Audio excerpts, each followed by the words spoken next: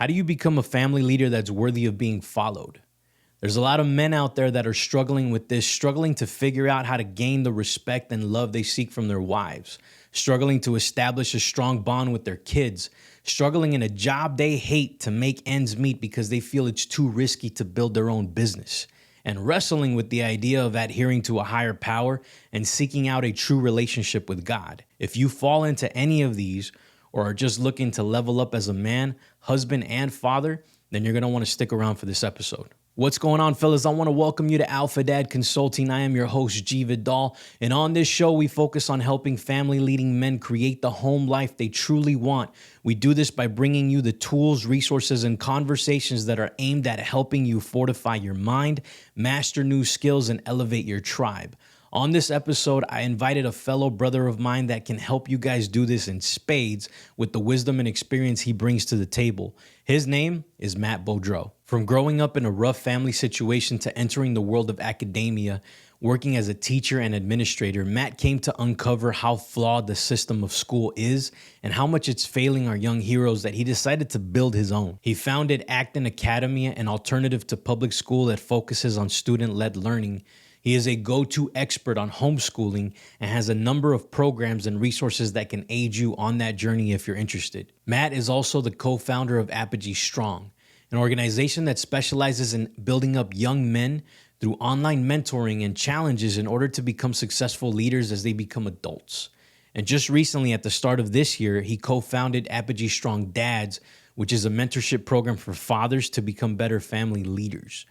A program that I am currently a part of, and one that I can assure you firsthand is completely life-changing. Not only has Matt been involved in building these amazing businesses that have helped so many people, but he is also a devoted husband, a loving and caring father that leads by example, and an overall good, solid man. Please enjoy my conversation with Matt as we dive into his story and his breakdown of what it means to be a family-leading man. Oh, and if you're watching on YouTube, before you jump into the comments and tell me something about the video quality, I know there was a little bit of a lag that we got on the Zoom side of things, but the audio is solid, and I don't want you to let that deter you away from the gold that you're going to get from this episode. Let's go.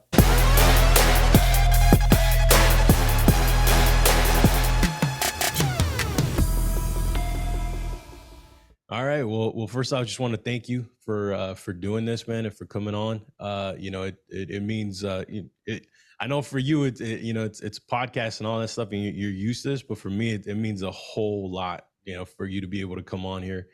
I first got introduced to you through the Man Uncaged event where they did last year, literally in May, actually, which is kind of funny. It's like we're almost at a year. Yeah, it's right about a year, huh? Yeah, right around a year. I remember it was a Saturday. And I got the invite. I saw something John Lovell put out, right? And then that's when I saw it. I was like, I gotta jump on board with this. Honestly, it's Beaudreau's. It was this guy, Matt Beaudreau. Who's this guy, right? Whoever this clown is, Tanner Guzzi, who's this guy? I knew Ryan, I knew John, right?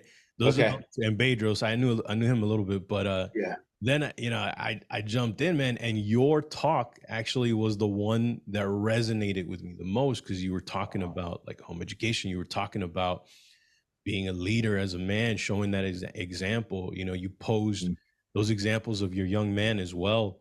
You're raising your son, and how you would reinforce him being a gentleman, doing kind things, and you say, hey, that's a good man. That, even at 6 years old, you're reinforcing those things, or 5 years old.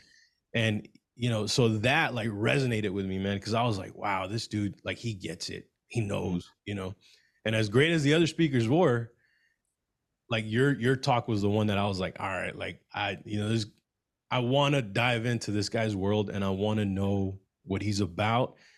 And, then Apogee came, and now we're here, bro. A year later, I'm getting to talk to you and getting to interview. This is like, it's a dream for me, man. So I appreciate it. So freaking rad, man. Thank you for those. I truly thank you for those kind words. And those are all great. That whole event, man, was just so many great guys. And we'd all gone together and planned for, we'd all gone down with our families to Mexico for a week, man, to plan for this event. Right. So we had all gone down together, and we brought our entire families because we all knew each other, loosely. That was actually the first time I had met John. That was the start of his and I, our friendship together was when we were down in Mexico. And the beauty of that whole thing was exactly what we were talking about here. We got to see, you see the online versions of the guys, Yeah. right? And see all the good work that they're doing. But you spend a week together in Mexico and the families are there, you see what's up. Like you see the real deal, right? Because guys can fake it online. You're not going to fake it with your wife for a week. I can look at her. You're not going to fake it with your kids. I'm going to watch the kids. Yep. I don't need to watch you. I want to watch them. I want to watch how they interact with you. I want to watch how they interact with the world, because that's going to let me know who the man really is. Yeah. Right. Like that's the key right there. And so it was beautiful, man, to see all that with each other, and then to plan that event out and the ripple effects that have continued to happen just because of those, that collaboration right there. It's been phenomenal, man. And so I'm super grateful for that, and super grateful for those kind words. I'm glad you got to be there, and it's kicked off so many good things. And now, you and I have it's not just getting to do the podcast, man. We got we have a bond, and so it's an honor. It's an honor for me, brother. Appreciate that, man. Thank you. So I wanna start kind of by diving into, what home life was like for you growing up, right? And a little bit about sort of your relationship with your father, because I think that plays in, for better or for worse, it plays in for how we grow up as men and how we become husbands and fathers and so forth, because it's so foundational to our upbringing, right? So I wanted to kind of get your take on that, just see how that was for you. So very much so, man. Yeah. I had it was the normal 80s and 90s middle class upbringing, in California, which I know I say California because California is a different world, man. And it still is to this day, right? It's a different world. It's different than the other states, just culturally speaking. And so we were in the Bay Area in the 80s and 90s. And so it was just sort of a different vibe altogether, man. But very middle class. Life was easy for the most part. I grew up in this cool part of California where, I had friends that were extraordinarily wealthy. I had friends that were extraordinarily poor and involved in gangs. And the first friend that I had that went to prison was in 8th grade for murder, right? Like, so it's like it was, which I don't say that as other to point out anything other than I had this really unique dichotomy, and I actually got along with all of them. And I look at that now as a superpower, right? I can get along with that. I can connect with freaking anybody on this planet. I had a teacher or a principal that interviewed me one time in my first teaching job, and she said, I get the vibe that you can get along with infants, in-laws, and inmates. And I said, yeah, I can. Because I truly, genuinely care about people, but I've also had a unique set of experiences where I've been involved with all of those people. So I do know how to connect, and I do have experiences that can connect there, right? And part of that too was my relationship with my dad. He wasn't, and I always want to frame it with the understanding that I hold no ill will towards the man. I don't talk to him anymore, but I want nothing but the best for him.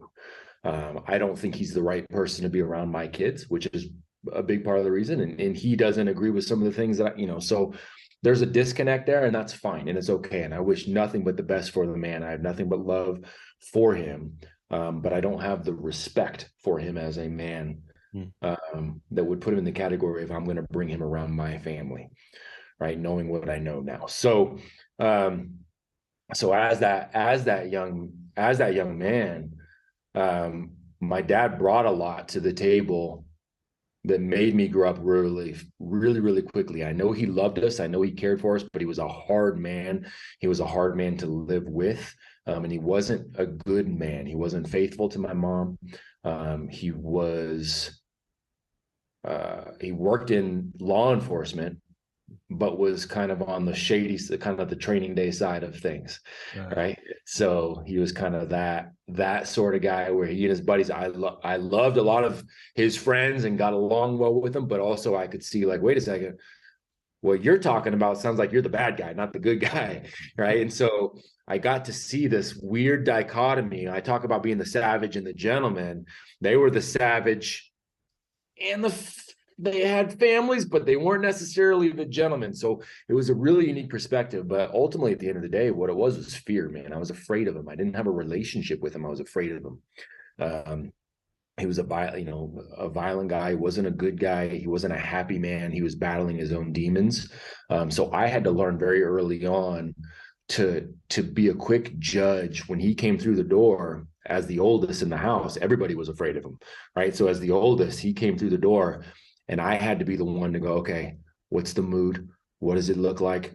I better go ahead and make sure I can jump in and just try to like smooth the waters as quickly as I can to make sure I was protecting my brother, my brother and my sister. And it's like, so it was a rough deal. So I learned a lot from him on really the wrong way to do it. Truly the wrong way to be a husband, the wrong way to be a dad. And I'm grateful for that because it has pushed me to go the other direction.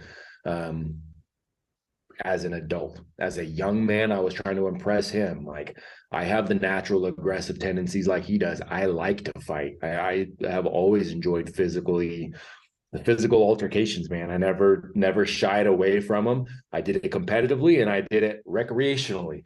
So I didn't shy away from that, but I also found myself looking for it, which is something that he did too. And part of it, I realized at some point, was to impress him, right? And to show him that I was tough like him. And so I had to get out of that mindset and go, man, okay, I don't want to turn into this guy. So I learned a lot about what not to do. But so it's a unique relationship. But again, I know he's battling his own demons, and he's going to keep battling those demons. And I wish him nothing but the best on that. But I'm not going to be him. Yeah, man. No, I get you on that. I get you on that. So leading up to it, so you grow up in that household, right? And Yeah. he's that type of guy. You're trying to impress him. You're trying not to be like him. You're trying to protect your brother and your sister.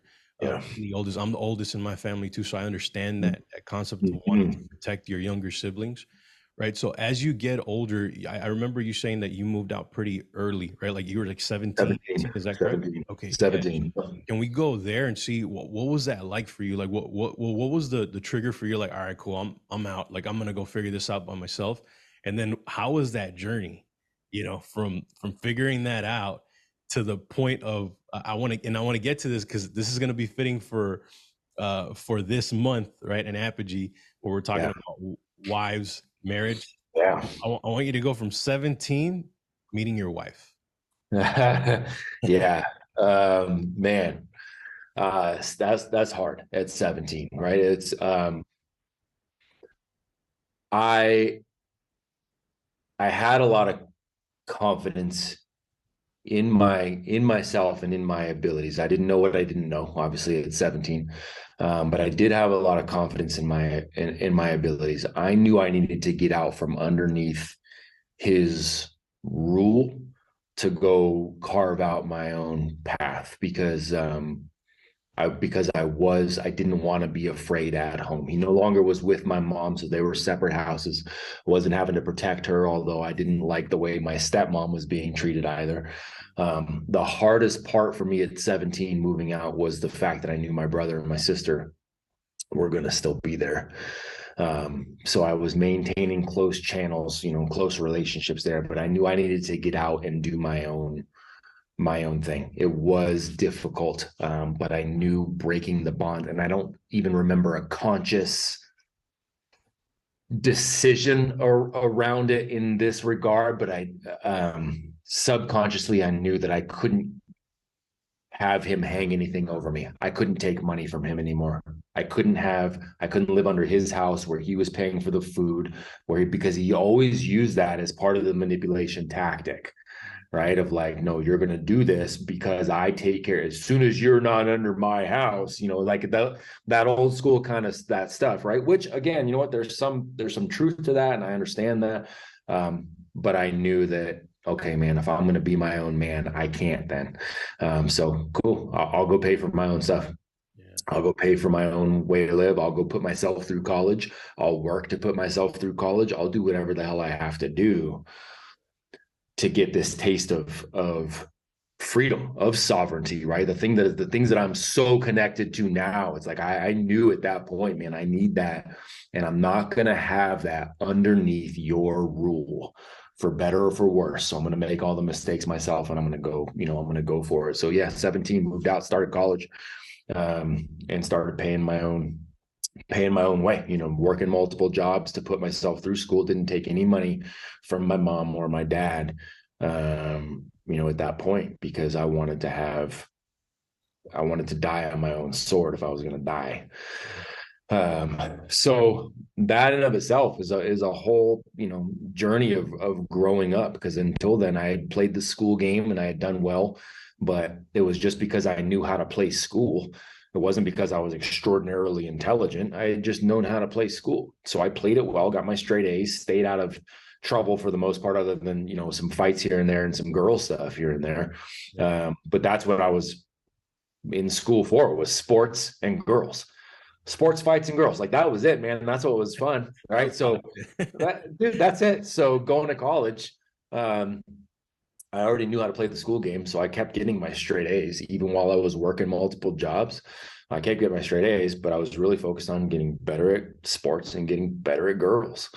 And so that's what I got better at. So I did all the stupid, immature things that guys do, where it's like, let's stack as many wins as I can on the girl side. I did all that stupid, young, ridiculous waste of time sort of stuff, right? While I was, people say, well, that's part of growing up. It doesn't have to be part of freaking growing up. It was a waste of damn time is what it was. So I did all that, working multiple jobs to put myself through school. And this leads to where we're getting into as far as the wife. But so I did all the dumb things there. But my senior year of school, is when of college is when 9/11 happened, right? So it was September 11th, it was fall of my very last year of school.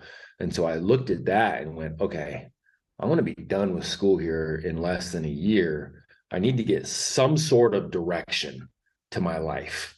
I need to have somewhere to go after this, because right now I'm working, part-time at a bank over here. I'm managing an apartment complex part-time over here.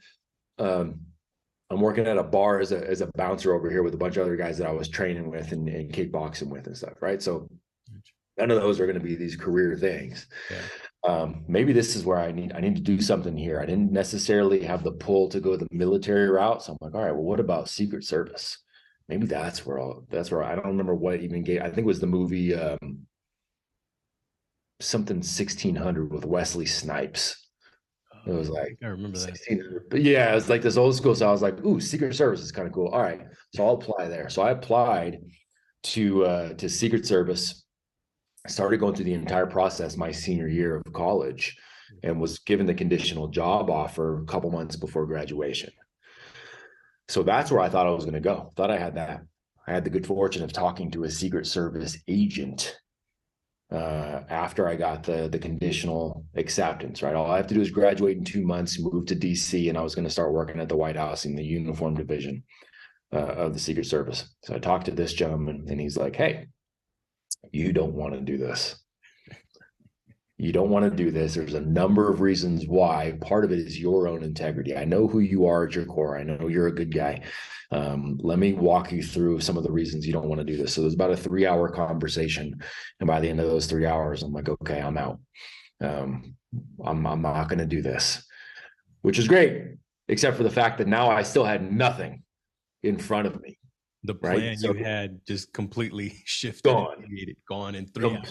completely gone. Crazy. Right. So, and I had already, given my notice to the places that I didn't want to stay just doing the 3 part-time jobs that I had. I was going to force myself into figuring something else out as early as I possibly could. And that was scary, because even part of this time during college too, I was homeless. Part of this time while I was doing all these things, even with, between until I could stack all 3 of these jobs together, there was a period of time where I was living in an 82 Toyota Corolla. I was just showering at Gold's Gym. in Chico, but I was living in this 82 bright yellow 82 Toyota Corolla with sheepskin seats. I was spending my night in there. Like I was living out of that until I could get all this stuff together. So it was scary having the prospect of no, no career, no job, all of that kind of stuff. But I ended up graduating, and I ended up walking through the mall at one point. It was this old school Abercrombie and Fitch. Their tactic of, I was an okay looking dude, I guess, was in good shape, back before I was as ugly as I am now, and was in decent shape. I was competing in kickboxing and mixed martial arts at that point. Walking through the mall, and somebody's like, "Hey man, you want to come work here?" And I'm like, "Cool, man. What does that mean?" And they're like, "Well, do you have a degree?" I'm like, "Yeah, I just graduated. Like I just got a degree." They're like, "Oh, well, you can be a manager here." I'm like, "Cool, done. Let's go. I need a job." But that set me off on this entire trajectory I've been on, which is a weird thing to think of. First and foremost, I met my wife there. We didn't ever start dating while we were there. We actually bonded and grew a friendship over the fact that I had a girlfriend that things weren't working out. She had a boyfriend, things weren't working out. And we talked trash about it, these significant others to each other. And we bonded. We really became friends around all these things that we were, that we had connected, and things that we had in common.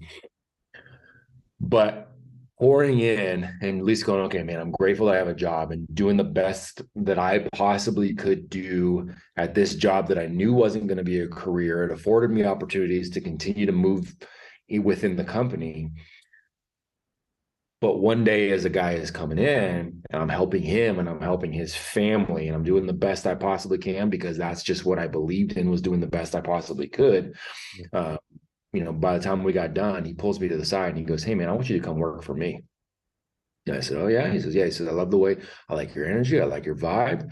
You seem to be running this, like everybody seems happy here. And like, I want you to come work for me." I was like, "Okay, well, what do you do?" And he says, "Well, I started a company called 24 Hour Fitness." I'm like, "Oh, okay, I've heard of that." So this is Mark Mastroff, who's now owner of the Sacramento Kings. And, this uber wealthy guy who started the 24-hour fitness franchises. He's like, "I want you to come work for me here in the Bay Area and help manage my flagship club." So all because I was doing the best I could at Abercrombie and frickin' Fitch, I got the opportunity to then go to 24 Hour Fitness and run some of their flagship clubs.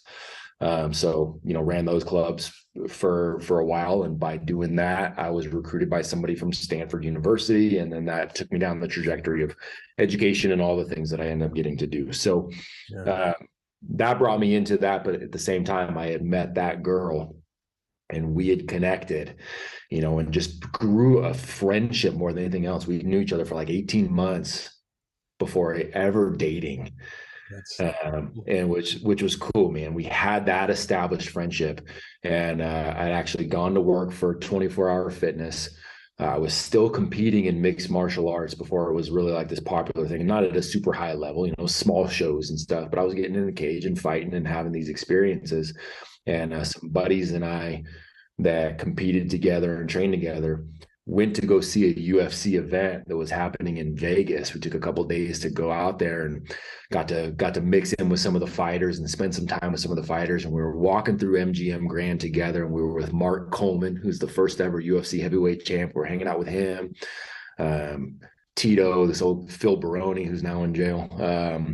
Some of these OG dudes were walking through, and one of my buddies mentioned Heather, who's my wife. He's like, "Oh yeah, I saw Heather, the other day, wherever she worked at a different place at that point." And I was like, "Oh man," I was like, "I miss that girl, man. She's so rad." I was like, "Do you have her number?" He says, "Yeah, I got her number." I said, "Dude, give me her number. I'm going to send her a text message right now. We're in MGM Grand." And he's like, "All right, cool, man. I'll give you the number." So he gives it to me. And I send her a text. The first text message I ever sent her, I said, "Will you marry me?" No way. Send. Right. And she responded back immediately with, "Absolutely. Who is this?" And I'm like, "Oh, this is my," I'm like, "Dude, that's awesome. You're rad." I'm like, "Hey, it's Matt." Like, dude, when I we haven't seen each other in a while. When I get back to California after this, man, let's hang out, man. Let's just get lunch, let's get dinner, something. Let's just see each other, man, and reconnect. She's like, "Yeah, sounds good." And it was the classic, like, we went to a movie, and then we had dinner, and then we ended up all night talking and hanging, and it was Yeah. never been without her since. That's cool, man. Yeah, That, it I was cool. remember you sharing in the group that uh that you just knew. You just Yep. knew. Like you had this level of certainty, right? You were Yep. talking about knowing and faith, right? And Yep. you said that with her, you just knew. It And was easy. what do you think that was? Like is it just like her character, her personality, like her, just Yeah. the way you guys connected? Like, It was, for better or for worse, I had made all these mistakes with all these other girls, growing up, and had all these bad experiences, and chased all the wrong things, and had all the NFL cheer. My sister was an NFL cheerleader, right? So I got to date a bunch of NFL cheerleaders, and I Miss California was a girlfriend for a while, and so I had all these. I was going after all this superficial garbage, right? But I had all these experiences of doing the wrong thing, and when we reconnected on that after we'd already developed that friendship, that's what clicked. Was like, wait a second, man, with her, the physical attraction stuff is still there. She's this beautiful girl. It's still there like it was with all these other girls.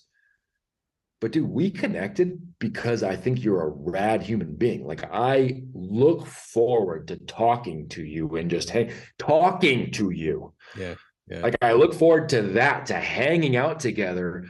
I don't look forward to hanging out with girls. I like to hang out with guys. yeah, And that was it, right? It was just the fact that, like, wait a second, it's not about anything other than, like, I actually just enjoy talking with her. Her sense of humor, it was just easy. It was the most natural thing, man, to connect. So it was just like, I think this is what it's supposed to be like, man. And we've still to this day, like, talk about how weird it was, to be together and engage. We had a long engagement. So we'd been together for 3 years, known each other for a year and a half, been together 3 years before we ever got married. And the day we got married, we still hadn't really had an argument.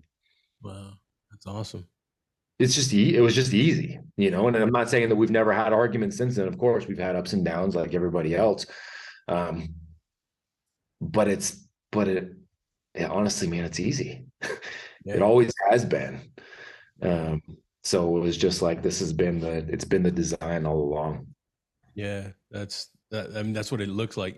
Like that. That's awesome, bro. That's really cool to Yeah. hear that you guys had that, like, that instant connection, and then you had all this prior history, right, with each other before making the commitment, and like Mhm. diving into the marriage game and all that, right? So Mhm. that's really cool. It helps. But here's the danger with that, Mm, right? Is the danger with that is that, and I fell into this where I got complacent because it was always easy.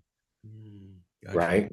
And so that was the danger in that. And so one of the things that we're talking about this month, in the brotherhood, and as we take a look at this, is that is an area where we start talking about the concept of being faithful to our wives, and we start thinking about it in terms of, well, as long as I'm not seeing another woman, as long as I'm just providing, I'm providing the house, and I'm providing for the kids, I'm providing the food, then I am doing my job. And that's the laziest way that I think we can look at it. That's a bare freaking minimum. Yeah, bare minimum. Yeah, That's a bare minimum thing, right? And because it's always been easy, I got complacent in that too, just providing for the bare minimum. Luckily, she is a really good woman, and she shook me out of that. It was like, man, what are we like? This, as much as you're hardcore pursuing, your health, as much as you're hardcore pursuing providing for us and pushing forward on what you believe is right in this mission, that's great. This is another area where it's like, our relationship is something we both need to pursue continuously too.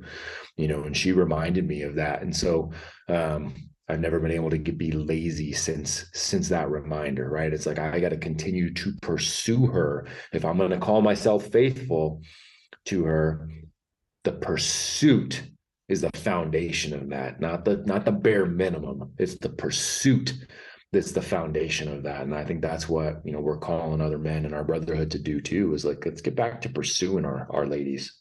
yeah, Yeah, no, I uh I actually have this thing where I call it the because this is something that affected me in my marriage is sort of that conqueror mentality, right? Where once you get the girl, um Yeah.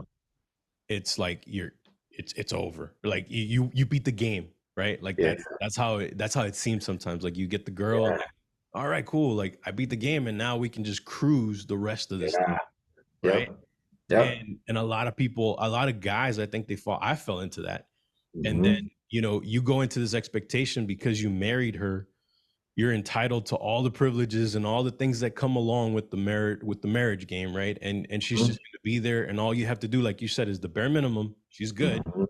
Hmm. And in my case, like that was the thing, and that caused a big hiccup in our second year of marriage.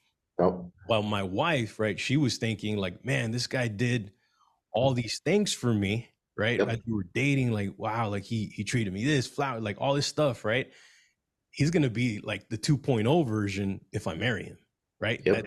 That's the thing. So Yep. it's kind of interesting how that happens, and it hurts a lot of marriages, man. So It hurts a lot of marriages, man. And so that's it. And I know we were talking this weekend about this, like the ladies deserve, it's the design, right? It's the default settings. Getting back to it, ladies deserve that champion. They deserve that man pursuing. They deserve that. Now they have their roles too, but that is something that they deserve, is to be taken care of in that way by a good man. And they're gonna, and when they are taken care of and when they are given what they deserve, they will turn around and take care of a guy better than he ever could have taken care of himself. Right? That's the way it, but it starts with us realizing we don't deserve a thing, and that's okay. It's the mhm, factory setting. It's the design of man. You can go back to scripture and take a look at that, yeah, right? God himself gets disrespected. God himself has people turn their back on him. Every good man in history, every good man in the Bible has people who turn their back and cause things to be hard for him and disrespected him. So who the hell are we to think that that doesn't happen to us too? Of course it is. In fact, if we're doing it right, it's going to happen at a high level. So get comfortable with that fact.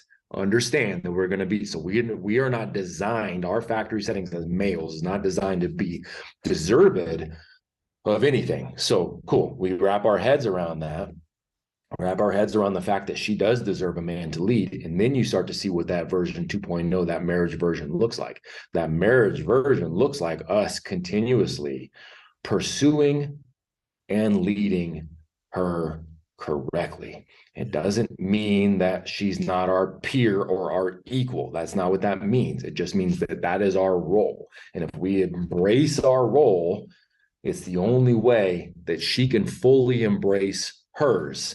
And then everybody's right there neck and neck. And she gets to be the best version of herself. We get to be the best version of ourselves.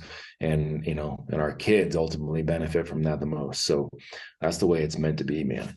Yo, real quick, before we continue on with the content, right now, here in the US alone, close to 50% of all marriages are ending in divorce. That means 50% of families are broken, and the dad usually gets voted off the island and has to fight back with the courts to regain access to his kids. It is one of the worst things happening to our families right now, and here at Alpha Dad Consulting, we are on a mission to change this statistic. Most of the time, these divorces happen as a result of how you as a man show up to lead your family. This was the case when I almost lost mine. I was trying to be my wife's dad instead of trying to be her man, and it created a series of problems that almost ended our marriage. If I wouldn't have changed as a husband, as a man, and as a leader, our children would have never entered this world. Can you imagine your kids not existing, all because of something you failed to do? I can't, and I refuse to.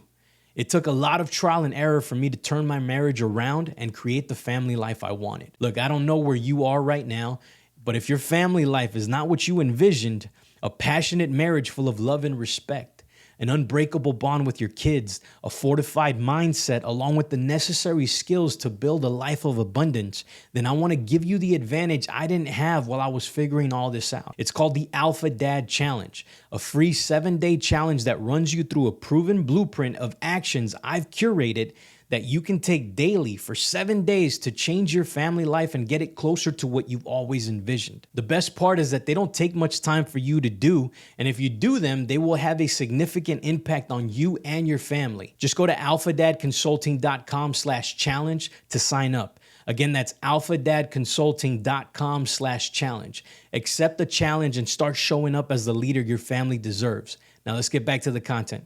Yeah, I'd like you to get into that aspect of being a leader, right, in the home, because we talk about that a lot, here with Alpha Dad Consulting, like, trying to be that leader. And I think a lot of people, when they say like the man is the leader of the home, right, or like the man wears the pants and all that, they immediately go to thinking like it's this tyrannical guy that authoritarian, exactly, right, instead of thinking it in the true sense of a leader, where you're like, no, man, I just go first. Like I go first and I handle this stuff before anybody else because I have to. Like it's not this thing because I don't get to boss everybody around. I get to show them an example that they need to follow. That's what being a leader means, right? Like can you speak to that a little bit? That's exactly what it means, right? So it's not authoritarian, it's authoritative, right? You are leading your life and earning your right to be authoritative. That is a different thing. And again, you earn it by being consistent with the things that you know you need to do, by being consistent with the energy you know you need to bring, by being consistent with the virtues and the values and the character and the honor and the integrity. It is your consistency in those things that allows you to be authoritative. And that's where we talk about the fact that time is either invested or it is wasted. That is every freaking second of every day. We are time billionaires. So God willing, you and I both have more than 31 years left, but 31 years is roughly 1 billion seconds ish, somewhere in there. So we're all time billionaires, right? The man who is a leader is taking every one of those seconds in his own grasp, and he is investing those. We talk about time flies, and we forget that we're the ones flying the freaking plane. Yeah. Right. Most men, again, we don't do most men, but most men will go sit in the back of the plane. Right. Not even first class. They'll just go sit in the freaking back of the plane. Never mind take control of the flight itself. Right. The leader in the household will take control of that time to make sure that it is being invested. And in doing so, his concern is not creating followers out of his wife and his kids. His concern is creating other leaders. That's it. He wants to do what he needs to do so that she can be the best version of herself, and she can be whatever version of a leader she can get to be. What is her potential? How can I unleash that? And then I'm doing the exact same things for my kids. So the man, not only is he leading by example, but he's paying such close attention to her journey and to their journey that he knows how to move obstacles. He knows how to create the environment. He knows how to do whatever he needs to do so that they can grow, right? I use the analogy of gardens quite a bit in this regard, right? And part of it is because I can look right out here from my office window and I can see the garden that my wife and kids are freaking crushing out there and all the stuff they're growing. But what they do to make that stuff grow is they work on the environment, right? They planted the seeds, but they're not going in and messing with the seed every day. Yeah. They're playing with the environment. They're messing with the soil. They're messing with the sunlight and what kind of things, where do we need to have, shade in there? They're messing with the amount of water. Okay, well, it rained a bunch yesterday, so I actually don't want to give more water right now because I'm going to flood it. Or it hasn't rained in a few days, so I need to give it a little bit of water because these particular things need water. And these particular plants, these particular flowers, these particular vegetables, they also do really, really well if you have this other kind of plant or flower or vegetable, right? Like it's a science on the environment, because if you get the environment right, what does the seed do? Well, it does what the hell it's designed to do. It grows into the plant or the flower that it is supposed to grow into, right? All you do is plant that. That's our job as men too, right? The wives, our kids, God already designed them to do exactly what they are supposed to do. He didn't mess that up. Yeah. Our job as the leader, in order to create more leaders, is to make sure that the environment, the amount of love, the amount of respect, the amount of responsibility, right? The physiology of it all, right? Making sure that they're getting the sunlight, the exercise, the good food, like all of those things are our responsibility to make sure the totality of the environment is just right, so that I can watch them grow into everything that they are capable of being. That is my job as the leader. That's how I create more leaders. And I want to pay attention, like in an obsessive fashion, so that I know the minute that environment starts to, be off, or the minute the internal is not matching with the external. Like, I want to know, looking at my wife, looking at my kids, I want to know what's going on in their minds at all time. My wife hates it, but she loves it. She hates it, but I know she freaking loves it. That she can start to say something and I can go, oh yeah. And I can finish her sentence. I can give her the answer to what she's going to say. And it might have nothing to do with anything else that's going around here. The reason I'm inside her head like that is because I pay such close attention to her. I know when a sound gets made over here, it's going to trigger this particular thought, which is what she was about. Like, I'm in her head that much. And it's because I'm paying that close of attention, because I want to know who she is from the inside out so I can best lead her. I'll do the same thing with my kids. That's our job. That's our job, because that's how we unleash the greatness that they've got. And that's what they deserve, is for us to look after them in that kind of way. Yeah, that's beautifully stated, man. That's exactly it. Like, and I think I think a lot of men, they don't see it like with the gravitas that you just explained. You know what I mean? They don't see it like that. They just think, like I said, going back to the bare minimum thing. And then there's some that will run away from that responsibility, right? Like they'll shy away, or they'll put blockers in place, like the excuse of having to work so much because they need to provide and all that. And then they miss the work-life balance, right? Like they'll completely miss the boat, man, and they won't get dialed in with their family that way.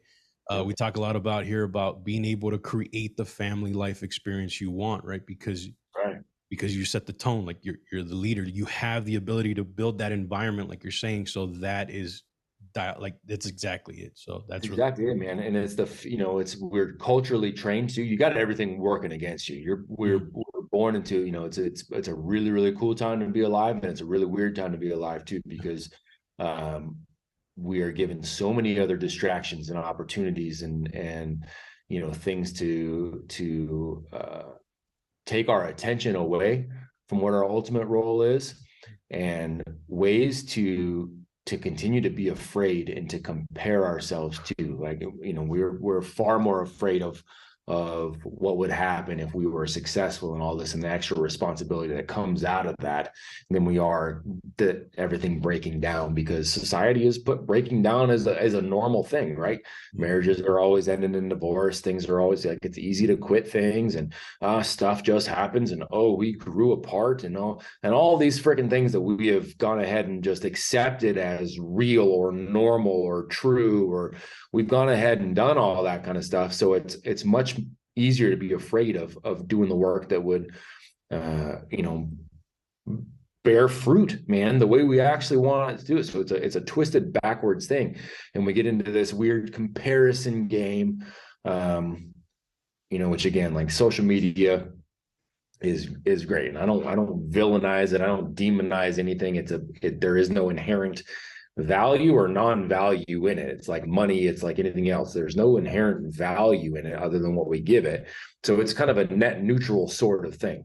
So you can use it for a good thing, you can use it for bad things. And I like to use social media for good things. It's why we've gotten to connect. It's why, like, there's a million great things and great relationships. And honestly, the guys that I'm closest with and speak to the most often, a lot of these guys I met through social media. So there's some great stuff there, but it also becomes this place where, guys, if we take a boyish mindset to it, we start to do this comparison thing, but we don't compare in a smart way. And what I mean by that is, like, you and I grew up, if we grew up in like a small town, or grew up in a village, even let's go back, it's 100 years ago, we grew up in this village, and we want to compare, how strong we are, right? We're comparing ourselves to the other guys in the village, and we're comparing ourselves to our buddies, and we're wrestling, we're figuring out how strong we are, and we might be one of the strongest guys in the village. And it's like, cool, man, there's some, a little bit of self-confidence there, or gosh, man, we might need to work on this a little bit.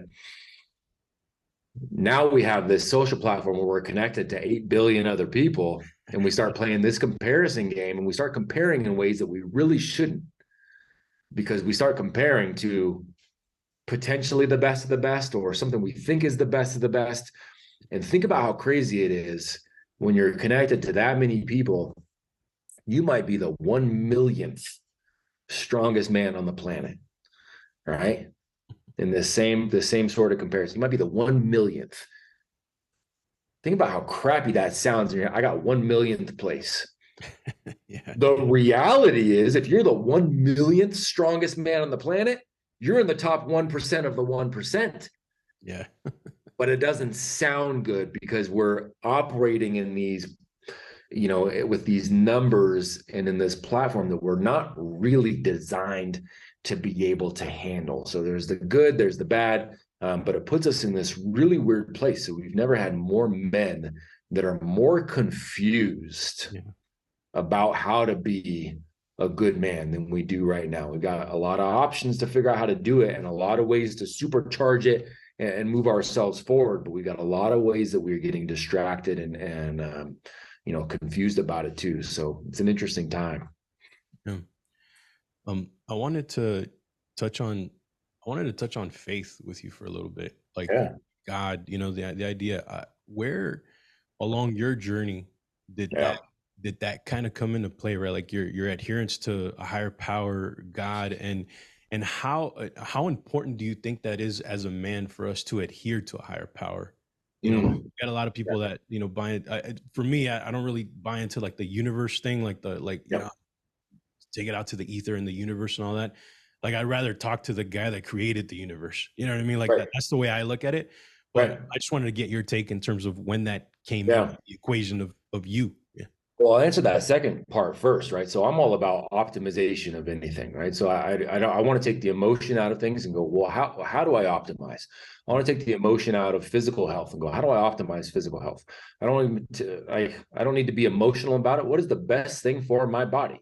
Period. Because if it's the best thing for my body, and I'm going to feel the best, and I'm not going to get sick, and I'm going to increase my longevity, and I'm going to increase my mental acuity, and I'm going to, then that's what I want to do. Like, I'm going to go ahead and optimize that, right? So I think from a male perspective, we want to, again, in this whole DNA thing of wanting to design our own life and wanting freedom and wanting to conquer, that goes hand in hand with how to optimize every single area of our life. Mm-hmm.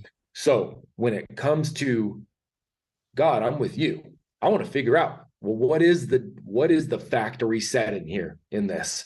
What is the default? What is the design? If there is an intelligent designer that created everything and said, this is how it works, I can't get any better than figuring out how he says it works.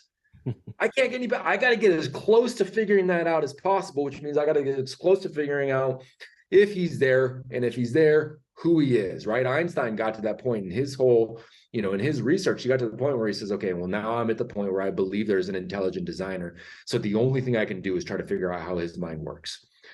Right. And so that's where I've always gone back to is that. So for me, it started so I grew up I always say it's a diet Catholic, right? So we grew up in the Catholic Church, but it was just because that was what my parents had grown up in. Yeah. And we went on holidays, right? There was no actual exploration. It was just, you go there on Easter and you go there on Christmas.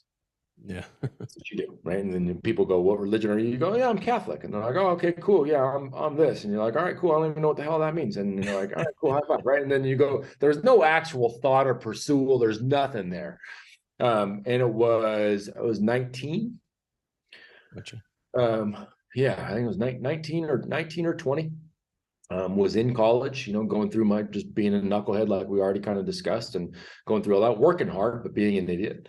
And I had a friend that I was going to school with, and he had started reading the Bible, and he's like, man, I'm really getting into this, like, oh, this is interesting. God says this, God says this. I'm like, dude, I couldn't tell you what God says because I kind of went to church, didn't pay attention, and it was the Catholic Church, and that's all I have. So I don't know what he said. He's like, man, but shouldn't we figure it out? And I'm like, we should, but I have to figure out what I believe first. I don't want to just take somebody else's word for anything. Yeah. I got to figure this out, man. Just because some guy in a robe, so this guy wears this kind of robe, this guy wears this kind of thing, this guy is wearing a suit, this guy's just wearing jeans and a shirt. All of them are saying different things about who this one creator is. Yeah. So I can't take all of their word. They can't all be right, or all that, it's like, what is this? I got to dive in, man. So my curiosity was piqued at that age, and I decided, okay, well, first and foremost, man, I got to figure out if I believe there's a God in the first place. What's the evidence? Yeah. What's the evidence for that?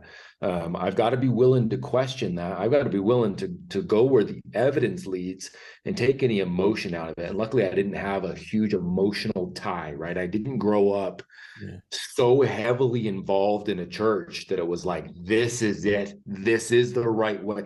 Like, that indoctrination was not set for me. Yeah.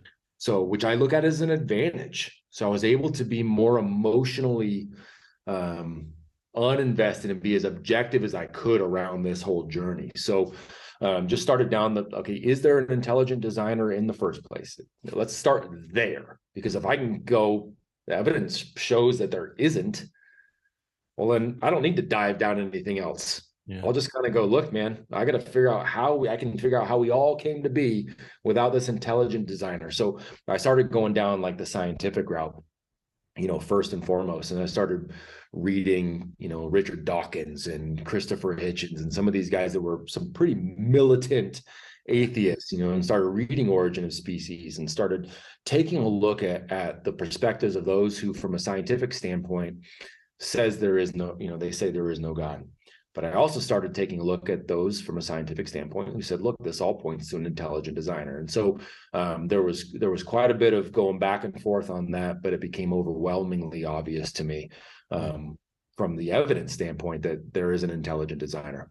To me, it ended up becoming overwhelmingly obvious that there had to be somebody who kicked this whole thing off. So once I got to that point, then I'm like, okay, well, then how do I find him? Because there's a lot of different, religions out there. So I took, in those last few years, man, while I was still working, while I was graduating school, I was working 3 jobs. I was making sure I had as many girlfriends as humanly possible. I was making sure I was doing all the right things and the wrong things, working all this stuff through. I was doing deep dives into every religious text I could get my hands on. And this was right at the onset of the internet too. So I was able to dive into certain things, in the internet. Yeah. But I was headed to libraries, school library, on the university campus and stuff, and diving into all these religious texts and going down the rabbit hole of all of these things. I've been doing the same thing for 21 years, eliminating things one by one. As soon as it gets to the point where it's like, okay, well, this is clearly false. Like, you can actually prove this scientifically, you can prove it archaeologically, you can prove it just like clearly false. That's got to go. Yeah. Right. And so ultimately where I am now is diving into the Qumran scrolls, the Dead Sea Scrolls, diving into scripture from a Hebrew standpoint, learning to translate that, looking at the oldest extant copies of manuscripts that we have, and diving into those, all with the intent on figuring out who God is. We say a lot about relationship in the quote unquote church, right? We talk about, it's not a religion, man, it's a relationship. We like to say that. But what we usually mean is, I'm going to talk to him. I'm going to tell him what I want. I'm going to tell him what I need. I'm going to make sure, he's got my wish list. I'm going to, it's all of these things, right? Yeah. But a relationship means you actually listen too. And if he's not speaking directly to you, one of the ways that he says things to us is through his written word. Yeah. That, by the way, Hebrew is, they don't have past and present tenses, which I think is pretty dang interesting for a God who says he does not change. He also writes in a language that does not change. So when he's writing something, he says, this is how it is. Yeah. Period. It's how it's always been. It's how it always will be. Yeah. So when you start to take that, okay, cool, man, then I need to go listen to this because he's already said, here are answers, right? So I'm diving into that. So to me, that's part of the optimization of the human experience, is understanding, well, what is my design? What does he say I'm going to deal with? What does he say I'm going to struggle with? What does he say I'm going to, have victories in? How does he say the roadmap looks for doing this journey the best I possibly can? What does freedom look like to him? Because that's what it's got to look like to me if he's the designer of it. So for me, it's been extraordinarily important in setting that factory settings for everything else. Yeah. That's cool, man. That's a good breakdown. And yeah, I think like you said, it is an advantage that you didn't have that like Yep. growing up, because you could objectively go in and you've been diving in for 2 decades now, like into that. So It but helps, man. And it helps that I didn't have anybody I was necessarily tied to yeah, that way too. That's always one of the hardest things, right? If you grow up in the church and you got all your friends, family, or whatever, in whatever the church means to you in a specific, religious context, is if you start to see things a different way and you go, it looks like God says this. One of the reasons we don't like to dive into that as humans is because you're going to disappoint other people that you're close to, right? Again, it's that fear of other people that holds us back. It's the fear of, how crazy is that, man? It's the fear of other people that holds us back from pursuing the man who created, the one who created all of us and those people in the first place. crazy.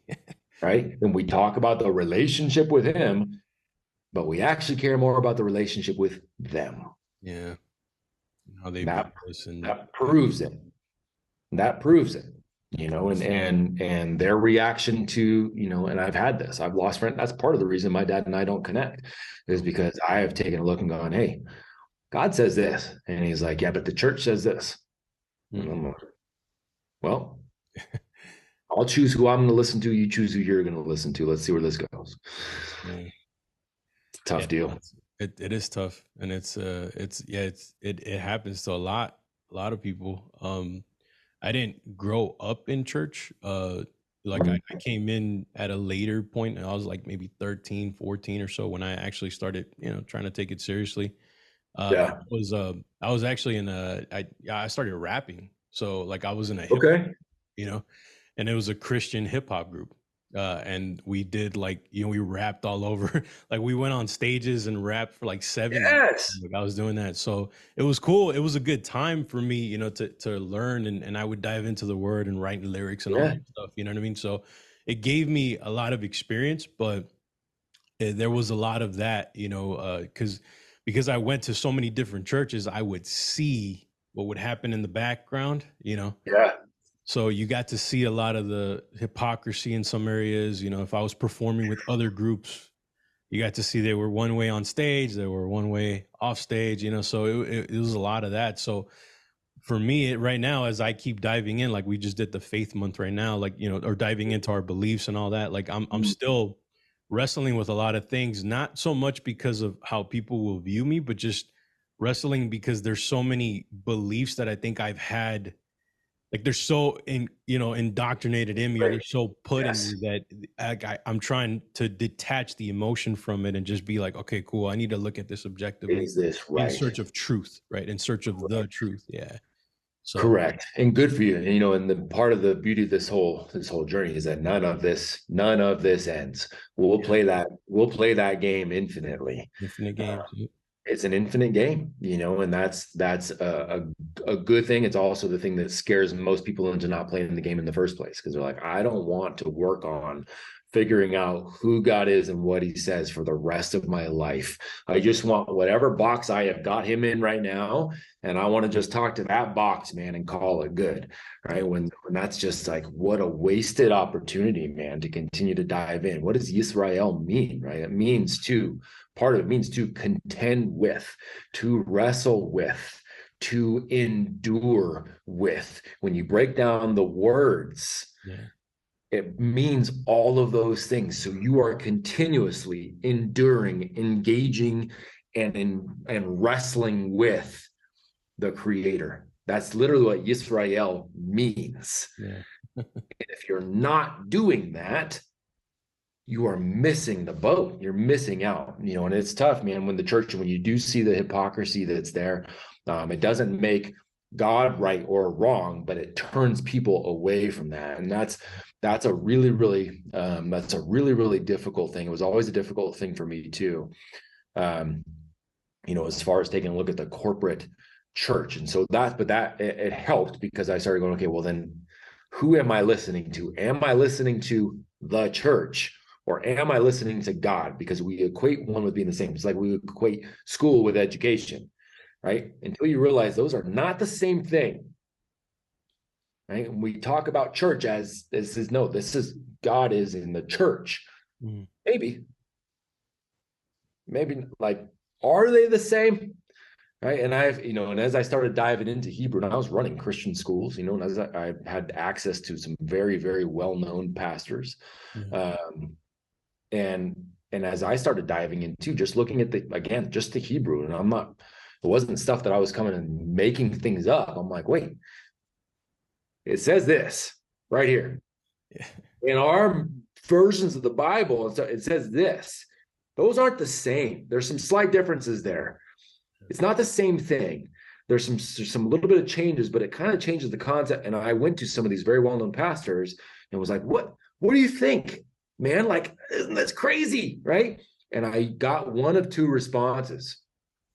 The one I got the most was, no idea, never seen that. Right? No clue. Which again, knowing what I know now about systems and how big systems are meant to perpetuate themselves, it doesn't surprise me. I don't blame them. It's like how teachers don't know why school was created. They just know how to perpetuate the system of school. They don't understand why it was created in the first place and why it looks the way it does, right? So that's not their fault. So for a lot of these pastors, like, oh, I was never shown that. I was never taught that. I have no idea. The majority were there, but I had a couple. One, everybody on this podcast would know who I'm saying. I'm not going to say the name, but everybody would know who he is.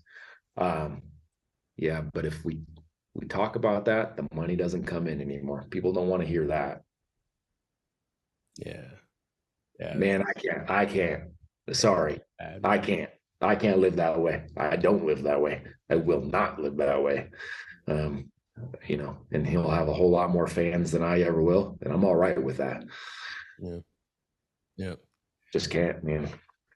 So, all right, let's dive in. I appreciate you sharing that too. That I think that's the first time I've heard you kind of give me your take on God and Creator. So that was probably maybe a selfish question for me.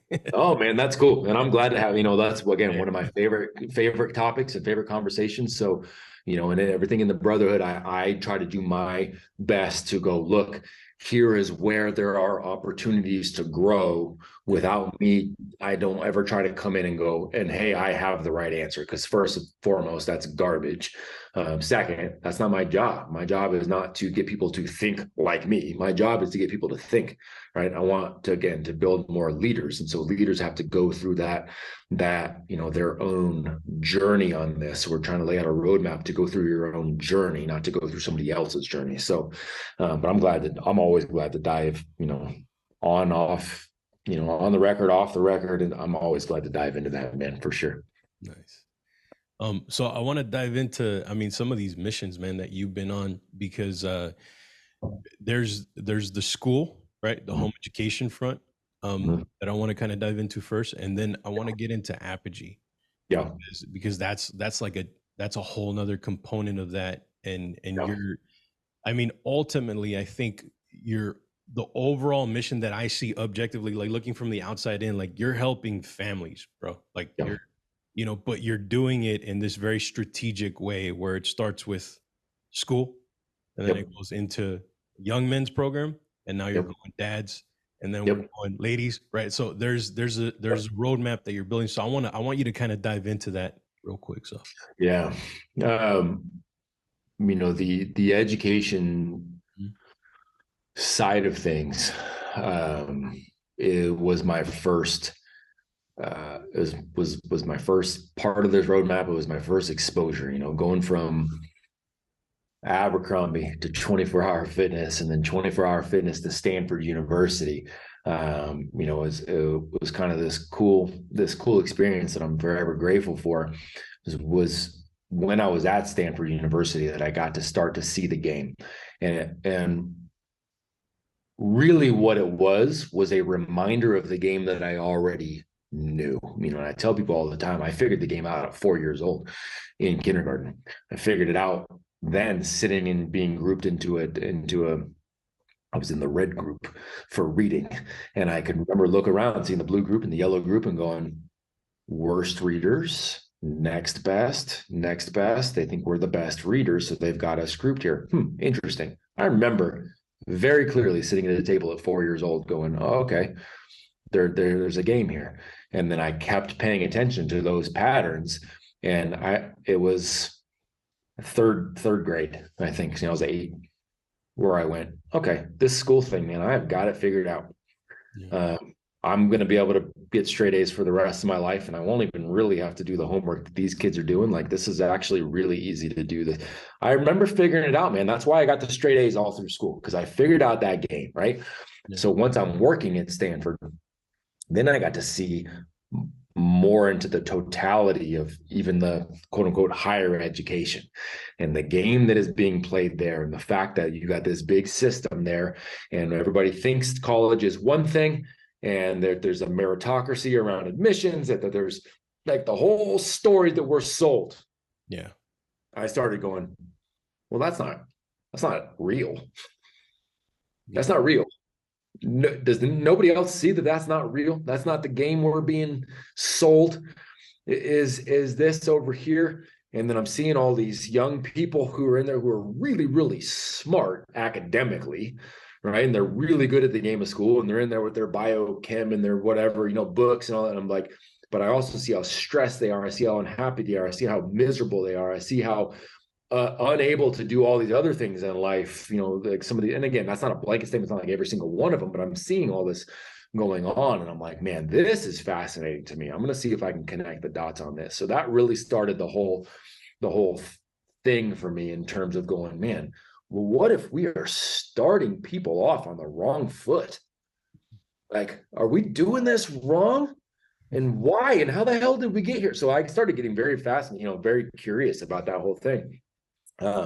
Which led me down, you know, paths of my still throughout my naivete, but in the exploration of trying to figure this all out, I'm like, okay, well, I'll go, you know, quote unquote, fix it from the ground up by being a public school teacher, and then go see from there, like, where can we help the kids? And so, you know, go in on that side, and then you start to, again, see the big system rears its head, and you go, okay, well, this isn't about kids at all. Well, I'll be an administrator then, because then I can change it at the school level. And then you go in and you're like, wait, I have even less opportunity to make impact as an administrator.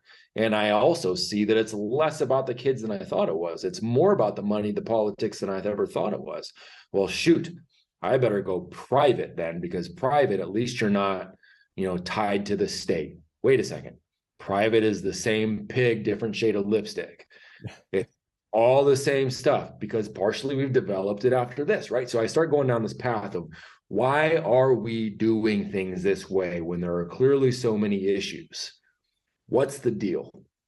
So we go back to that again. It's like trying to figure out who God is, right? Like, what's the origin story? What's the genesis of schooling?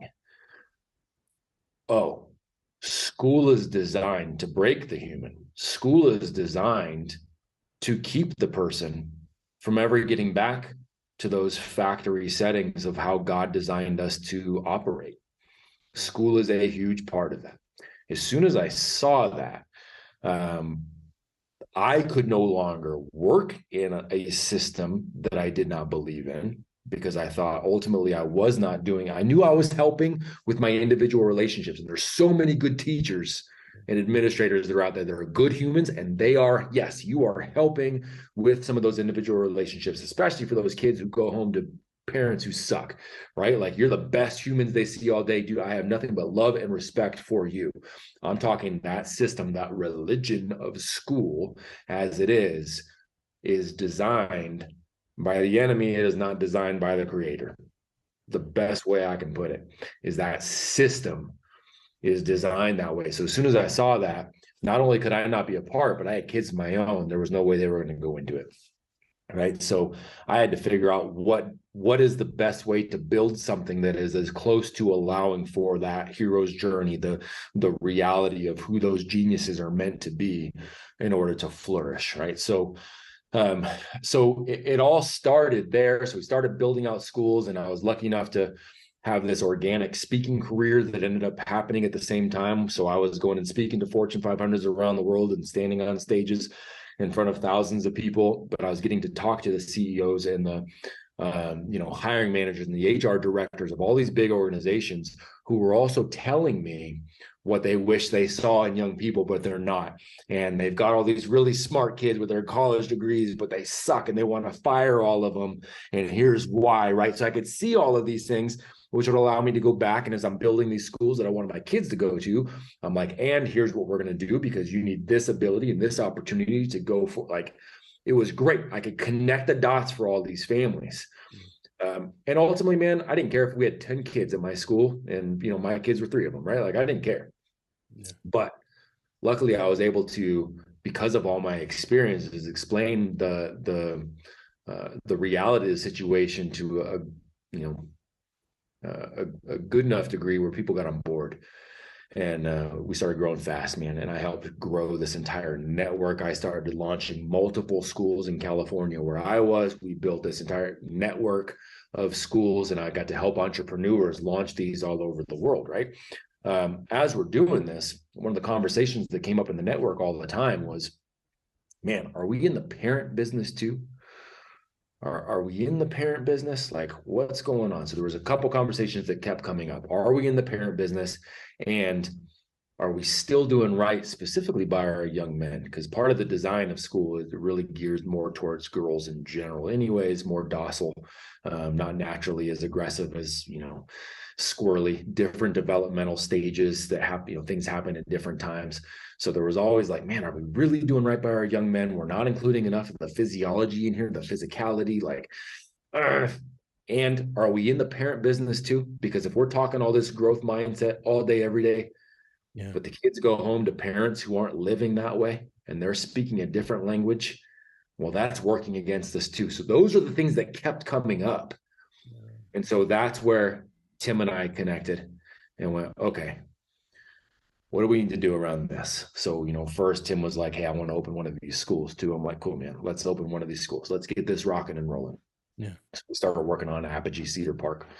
But he and I both went, okay, man, but what do we need to do for our young men? What kind of roadmap can we lay out? What do we know that they need? And not just what they need from the design standpoint of like, young men have always needed this, right? The physicality part and all that. Like, young men have always needed this, but what else do they need to be successful in the 21st century too? What does real education look like for them, that we can at least give them a real education, even if they keep going to school, which we know is going against them. So we sat down and put this roadmap together, knowing that he and I both had just this, stable of amazing men that we were connected to. And we could just go, hey, we're going to lay out the roadmap. We're going to challenge them to these things, but let's also bring in all these other guys so they can start to see those patterns in real time. It's not just us telling them, look, this is how it works. They've got all these guys who are clearly uber successful and crushing it, who in their own ways are just affirming what we're talking about. They're saying, hey, look, yes, this is the roadmap. Here are the patterns of success. And so we put together the program for the young men. That's just been It's been amazing, man, and it's been ridiculously successful.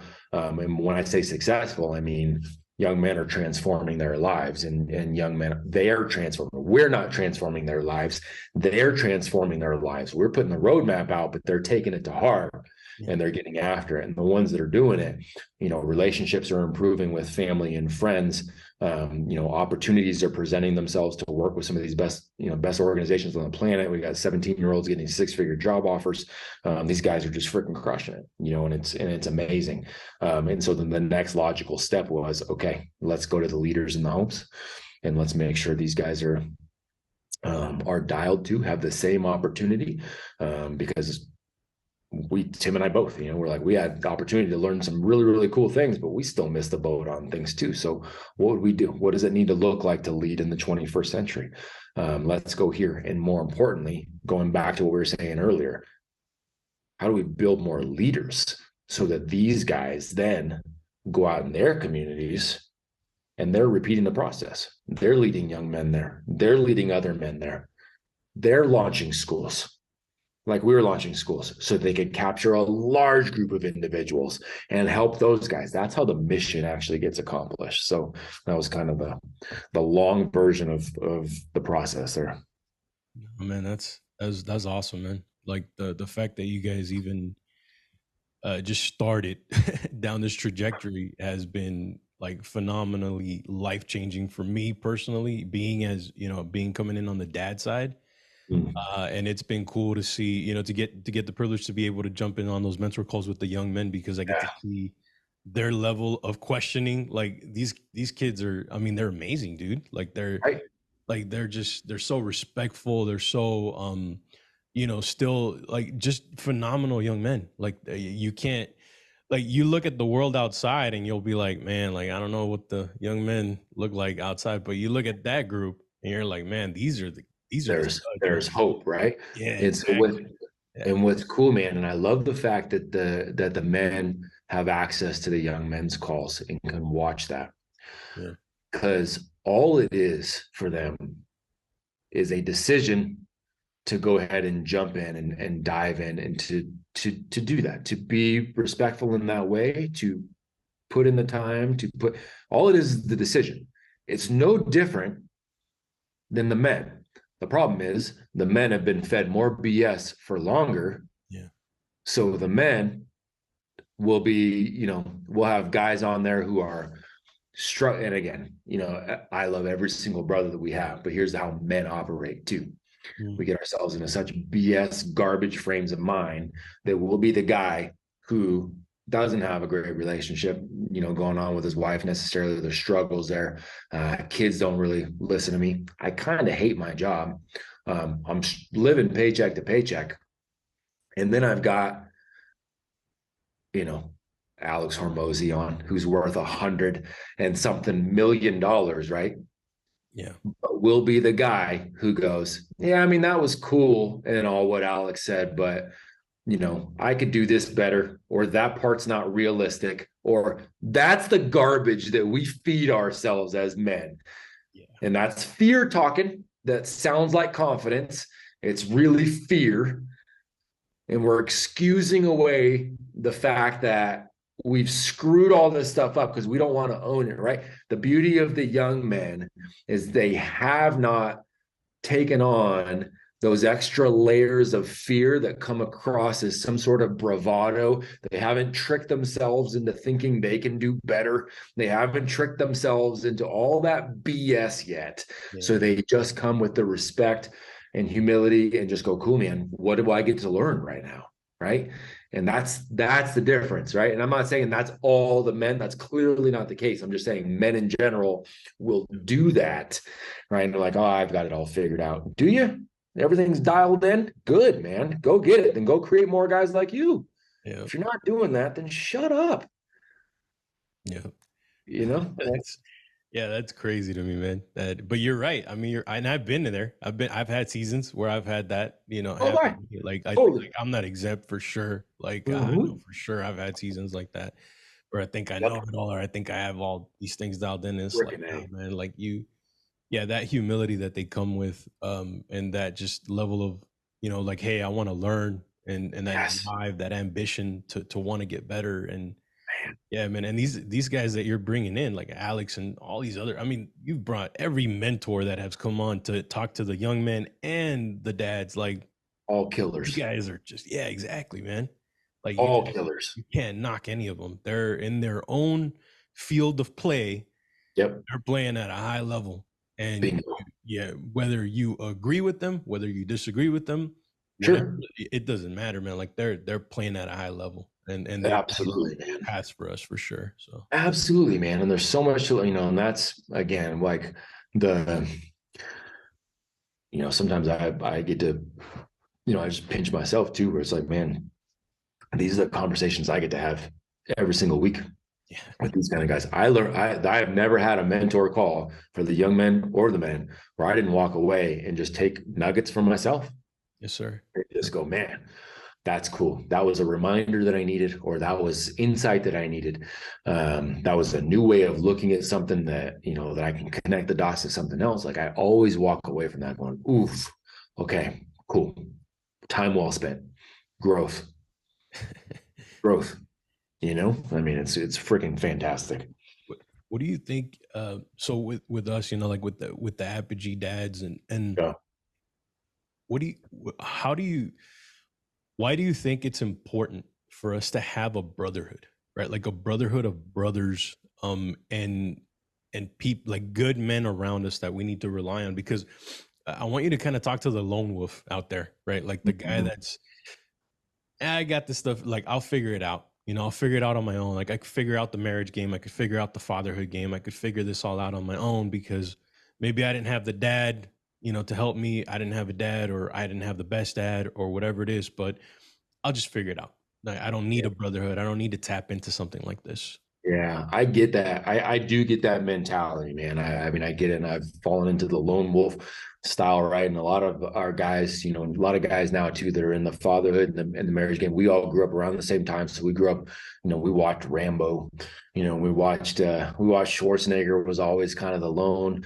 He was always the lone dude and whatever. Like, 50 dudes with the machine. Yeah, man, by himself and all that kind of stuff. So I get that. Like, we can do that, but again, I go back to the factory settings on this. I go, okay, what is the design of the game that we are playing? What did the game designer do, right? And the game designer himself could have gone solo forever in perpetuity, and he's like, no, man, I need something else. I want some relationship. I'm going to create something to have a relationship with. And he created the man, and he goes, okay, but he needs a companion too. All right. So I'm going to create a companion here, and I'm going to go his design. He himself, who doesn't need anything, wanted to make sure that he had a relationship there. Yeah. So if he's going, hey, we need somebody else, I need somebody else, then who am I to be like, nah, man, I got this by myself. Right. It's kind of a ridiculous thing. So as much as we want to point towards Rambo and think that that's cool, the reality was, man, he wasn't happy either. So like we're designed more like it's more like the Spartans, man. It's more like 300, and especially for guys, man, it is this side by side. It's this side by side deal. We've been taught, society has moved towards a feminine, and I'm not saying this in a degradation of femininity, but we have moved towards a feminine solution for the male design. So, hey, men, you need to be able to cry and talk about your feelings. Yep, sure, totally. There is a part of that, but our design is to take action. Yeah. And our design is not to sit eyeball to eyeball with another guy and just talk about our feelings and cry about stuff together. Our design is to go shoulder to shoulder with a band of brothers going, what's the mission? Like, where's the enemy? What do we need to do? What do we need to build? What do we need to create? Who do we need to fight? Like, that's always been our design. And so getting into something like this with a band of brothers who are on a mission together, same mission, same time, it goes back to me to that design of just who we were. And I think that's how we optimize, is getting as close as possible to the design, and so I think that's what we're doing, man. Nice. Yeah. No, I mean, that's what it feels like. You know what I mean? Like Sure. being in there, yeah, like it feels like that. Like you For see sure. all these guys, and it's always I love the fact that you put it that it's on Workplace, that it's Yeah. separate from like Facebook or a Facebook group or something like that, Yeah. Yeah.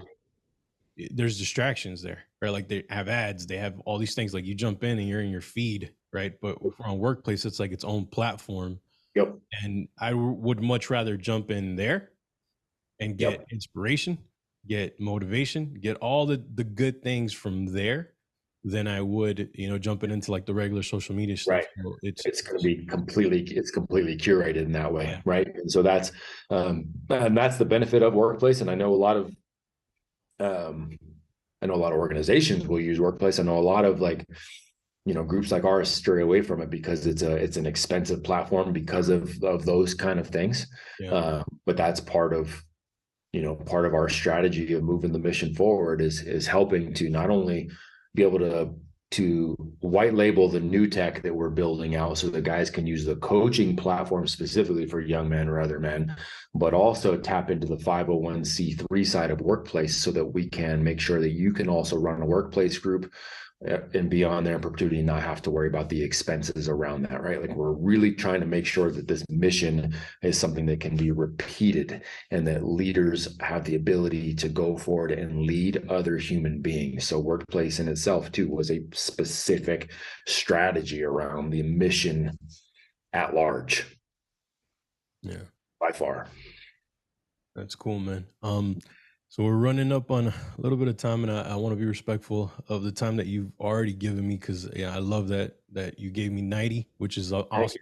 So yeah, it's cool, man. I wanted to ask you just one of the questions I always ask the guests right now at the end is, like, in your experience with working with a lot of men, right? Mm-hmm. What are some of the traits, the underlying traits that you've seen that make a dad a great leader? Just because of the experience that you've had, I feel like you've seen some, through lines between a lot of these guys. So 100%, man. A man who is going to allow himself to be impacted is the only one that is going to turn around and make impact. So, in other words, if he is committed to following, he ends up creating more leaders in his home, right? So it is, when we've talked about this in the brotherhood quite a bit, it's that concept of climbing the mountain, right? And your family are the first people right behind you. Your kids, your wife, your kids are the people behind you. So as you're climbing the mountain, you're going first, right? You are pulling them up behind you. yeah. Right. So you're like, hey, this is slippery footing. I'm going to make some very clear footprints right here. I'm going to go first. I'm going to do the majority of the lifting. I'm going to, take the hard step and carry that weight and pull you guys up behind me, man. I'm willing to do that. But in order to do that effectively, I also have to be willing to go like this and to reach up, because there are men who have come before me that I am looking to go, okay, what are the patterns? How do I follow those footsteps? Right. And so that's where most men get lost, is they don't want to do this. And I'm not saying you have to join a group to do it. I'm saying that you've got to be able to look to somebody ahead of you. You've got to have people that you are looking to their patterns of success, their footsteps, and you are going after that, man. So for me, that is the biggest thing. If you're going to lead and impact other people, you have to have allowed somebody else to impact you first, so that you can then pour it out for them. And the hard part is, and we've been talking about this a little bit lately in the group, but the hard part is kind of that some of these universal laws, that we're seeing. And again, I go back to scripture. I go back to the stories of the beginning of time. And I've just really come to believe that this is the case. And when I'm still trying to wrap my mind around it as a good thing, because I know it is, because I know it's the design, but I struggle with it, man. And it drives me crazy that, you've got out of every 100 men, there's only about 10 of them that are going to really lead consistently and push forward. And then out of that 100, you really only have the one that is hell bent on consistently, forever, in perpetuity, creating as many leaders as possible, not just with his own family, but with other men. Yeah. You really only have that one out of 100. And I've seen that continue to be true. And so I'm always just on the lookout for who are those 10, yeah. and then who's that one too, and then I've got to make sure I am that. I have to make sure I am that one. That's my own personal obsession. I got to make sure I am that one. And then out of every 100 men, I'm looking for that 10 and that one. But I've got to allow, even in doing that, I got to allow myself to continuously be impacted so I can turn around and impact others too. That's the biggest through line. Yeah. That's great, man. That's such a hard thing to wrestle with too. Especially when you care about people, like, when you care, so hard. Like, to accept that universal law. But and I've seen that in other areas of life, like whether it's like work, right, or something like that. Sure. Those that numbers statistic, that it kind of just always proves to be true, which sucks. So, yep. Yeah, that's it. Noah's going to build the ark, and he's going to invite everybody to come along. Yeah. Only ends up with 8 people on there, and everybody else is drowning. Yeah. Like it is like Moses leads everybody out of slavery. They, what's the first thing they do? Tell God to get away. You're too loud. They start plotting to kill Moses. Yeah. Like, gosh, what are you doing? They want to kill him because they're just uncomfortable. And the majority of them will go off to go, build the golden calf. It's just the story of human nature. It is what it is. That's the hardest thing to get around. Yeah. But ensuring that you're the one, ensuring that you've got, your eyes on the prize up ahead. You're looking at other men who have come before you, who've done great things, and that at the very least, you're pulling your wife and kids, up the mountain to the best of your ability, man. That's all I can ask of you, man. Yeah. Yes, sir, man. We're definitely moving forward. Yes, sir. I love it, man. I love what you and Tim have created, man. Like, this is I really do think it stands out, like, from any other men's program or anything that's out there, just because it is a 12-month journey, and it is an everyday thing. And it definitely becomes a part of my everyday, which is really cool. And I love being a part of it. So I thank you, and thank Tim for you guys just moving along with that mission, man, and making it possible for us to be a part of it. So, like I said, man, honor is always on this side, and you start to see pretty early on who's going to continue to go forward too. And so shout out to you too, because I know the way you're leading. I know the way you're showing up to the brothers, but I know the way you're showing up at home too, to your wife and to your kids. And, so it's a no-brainer as we go forward. You're a leader that's going to be creating other leaders. And that's all we can ever ask for, man. So honor's on this side, brother. Appreciate it, man. Yeah. All right, brother. Well, I'll let you get on with the day, get on with the other podcast. Thank you, man, once again for this. And hopefully we can do it again, at some point. Anytime, brother. Anytime. And I'm looking forward to a couple of weeks, man. I'll be out there and we'll get to get a big old hug in person, man. So I look forward to it. Yeah, I'm looking forward to it as well. All right, brother. Take care, man. All right, bye. Thank you for checking out my conversation with Matt Beaudreau. I completely spaced during the interview to give Matt some time to let us know how we can best support him. So here are the best ways to get in touch with Matt. He is mostly active on Instagram, so you can follow him at Matt Beaudreau.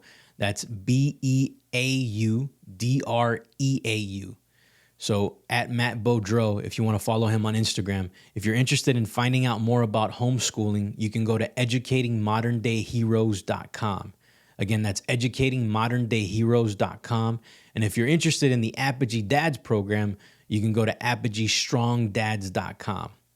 I will definitely link all this up for you in the show notes and description on YouTube as well. All right, my fellow Alpha Dad, I'll catch you on the next one.